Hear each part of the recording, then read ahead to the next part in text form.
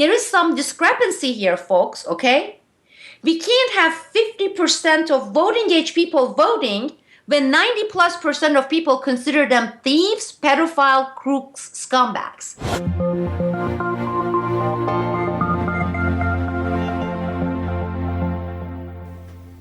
Welcome back, ladies and gentlemen. Welcome back to the Boiling Frogs Post Roundtable. I am your host, James Corbett of CorbettReport.com, and today we are joined, of course, as always, by the BFP founder and editor, Sibel Edmonds in Oregon.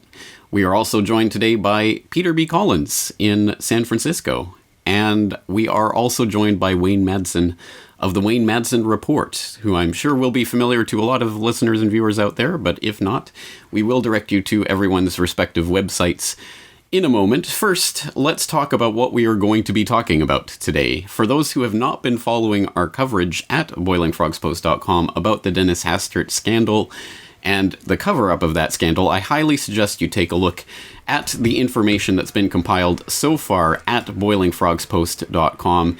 And the best place to do that would be the all-in-one encompassing article that has links to all of the coverage that we've done so far, all of the articles, podcasts, and videos that have been done. It's called The People's Campaign, The Real Hastert Case, all in one place. And I will, of course, provide the link to this in the show notes for this video.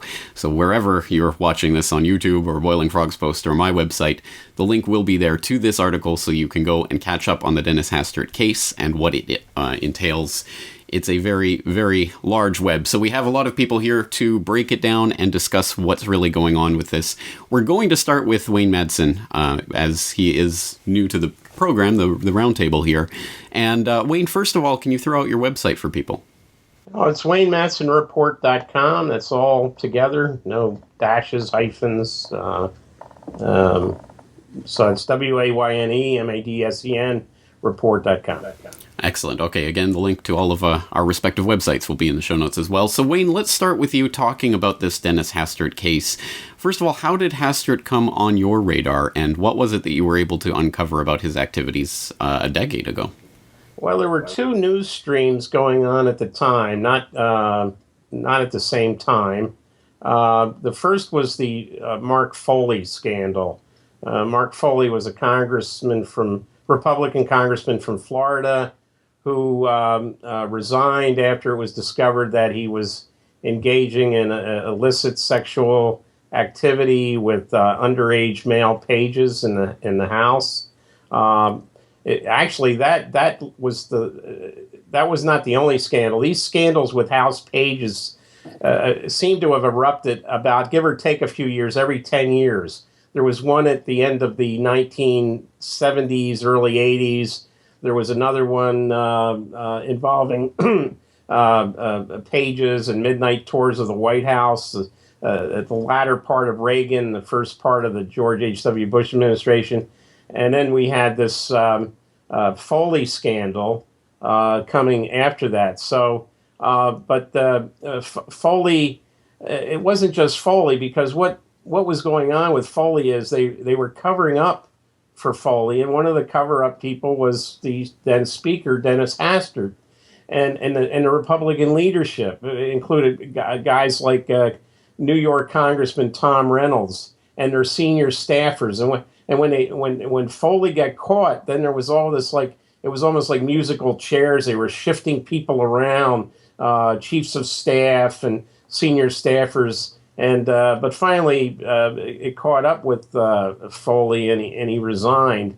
But at that time, I started hearing about the unusual relationship that Dennis Hastert had with his own chief of staff, and that there was basically sort of a gay mafia that was first tried to protect Foley, and then basically had to throw him to the wolves because he was about ready to bring the whole House of Cards down. And this involved, like I say, this involved people like Tom Reynolds, and one interesting story I got was it was Valentine's Day, and a well-known Washington reporter was flying from Chicago to National Airport in Washington and noticed that Mrs. Hastert, Dennis Hastert's wife, was on the plane. And this reporter inquired, "Oh, you're coming to stay spend Valentine's Day with the speaker. She says, "Oh no, when I go, every time I come to Washington, I'll be at a hotel. My husband, he lives in a townhouse with, the chief of staff, and she indicated they weren't even going to get together on Valentine's Day, which it's anecdotal, but I think gets to the point that, here's Dennis Hastert, who's like sponsoring all kinds of legislation for family values. And that certainly wasn't your normal Ozzie and Harriet relationship there, so that was going on, and then I when this guy John Mark Carr was arrested in Thailand, and he actually admitted that he killed John Benet Ramsey, the girl in Colorado who was like six or seven, and he didn't. And when I went to Southeast Asia, and what I discovered was a huge pedophile network operating out of embassies, including the American embassy.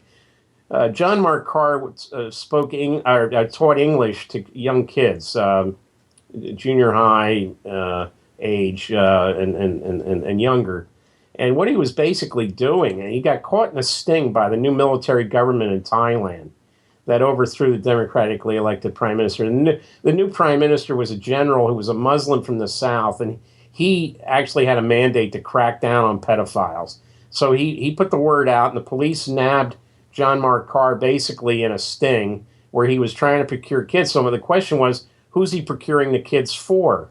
Now, he had a penchant for young girls, but he was procuring these underage girls and boys for visiting VIPs at the American Embassy in Bangkok.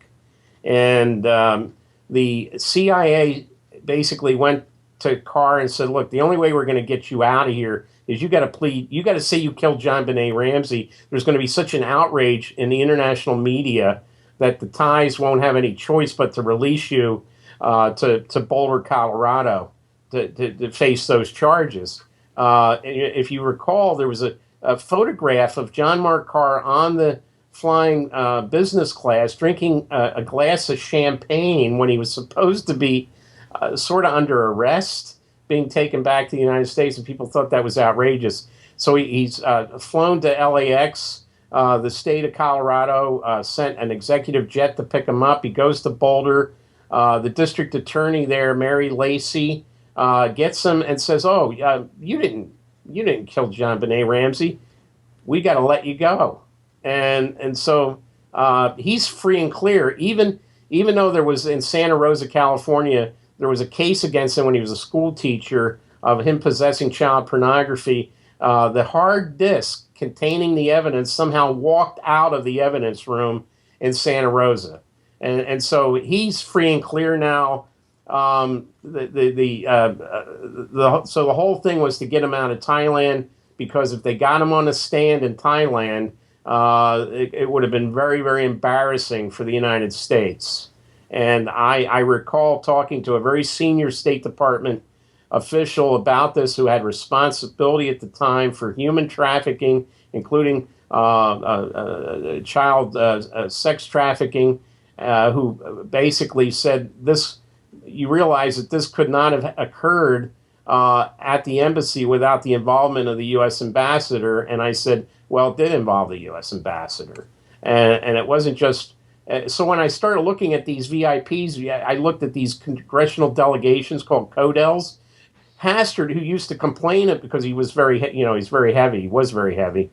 He complained about the 2-hour flight from National to Midway in Chicago. But he had no problems on several occasions getting on flights to Hanoi, Bangkok, and Yangon in Myanmar on these CODELs. He also went to Saipan on some of those, and that's, of course, a sweatshop that Tom DeLay and Jack Abramoff were involved with. And there was also trafficking of kids there to that U.S. territory, Northern Marianas. So you put the two together.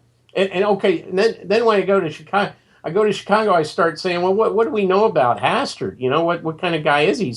He's a Speaker of the House. And then I started hearing from knowledgeable people that when he was a wrestling coach at Yorkville High School back in the late 60s, he was basically let go because of kids coming back and saying there was improper touching going on and other things going on with him as a wrestling coach.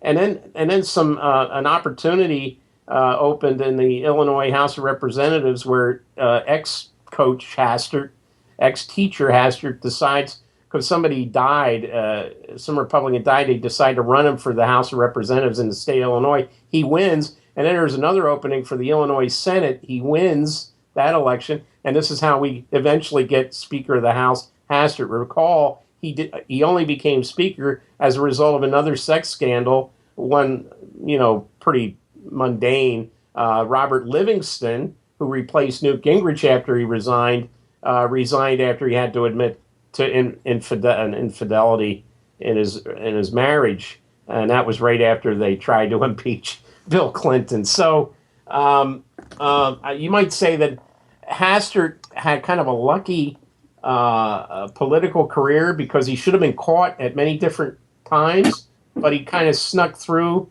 And I was actually pretty surprised when they indicted him for paying the hush money. I wasn't surprised.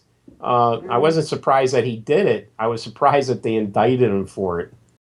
Absolutely. And just to be clear and connect these dots for people, so Dennis Hastert, you're saying, is part of those delegations that were going to Thailand and other places for the child sex trafficking through the embassy. Yeah, and it was, it was not just that. I mean, you got to look at both what he was doing on congressional delegations, but also what he was doing in the House in a leadership position. Because there was cases involving guys like Jim Colby from Arizona, a Republican. He came out and said he was gay, but there were a very unusual. There was an unusual case where he had taken underage pages to Arizona for like the 4th of July weekend on a camping trip, and that was brought up to the House Ethics Ethics Committee, and every time you saw one of these members of Congress, I got to say, in every case, as far as I know, they were all Republican.